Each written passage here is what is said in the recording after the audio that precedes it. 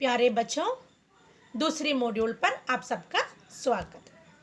आगे देखिए, यहाँ महादेवी वर्मा ने घायल बच्चे को यानी गिल्लू को उठाकर उसके घावों पर पेनिसिलिन का लेप किया।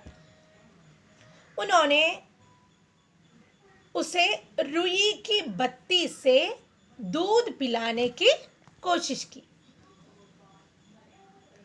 लेखिका ने उस नन्हे जीव का मरहम पट्टी की यानी बैंडेज भी लगाई। इस तरह स्वस्थ होकर गिल्लू लेखिका के साथ उसके पास ही रहता था और लेखिका के अनुसार सोन चूही की घनी हरी लताओं में छिपकर बैठता था और अपनी आकर्षक चेष्टाओं से लेखिका के मन को आनंदित करता था। वह लेखिका की उंगली को अपने नन्हे पंचों से पकड़कर इधर उधर देखने लगा। 3-4 मास में उसकी पूंछ घनी हो गई और चमकीली आंखें सबको हैरान करने लगी, आश्चर्य करने लगी। तभी उसका नाम रखा गया गिल्लू। गिल्लू लेखिका का ध्यान अपनी ओर आकर्षित और अपनी ओर खींचना चाहता था। जब लेखिका कुछ लिखने बैठती तो वह सर से पर्दे पर चढ़ता उतरता।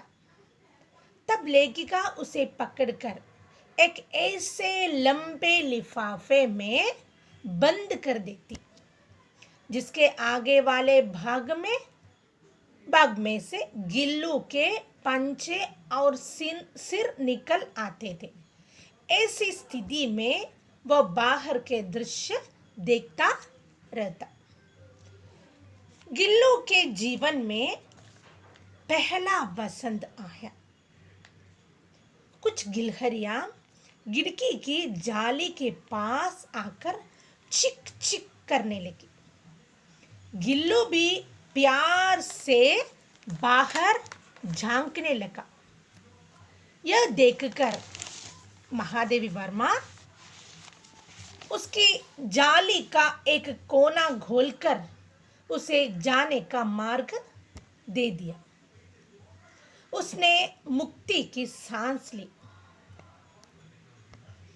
जब लेखिका घर से बाहर होती तो गिल्लू भी बाहर चला जाता और जैसे ही 4 बजे लेखिका आती गिल्लू भी अपने झूले पर झूलने लगता। इस प्रकार लेखिका का लगाव यानी प्रेम उससे बढ़ता ही गया।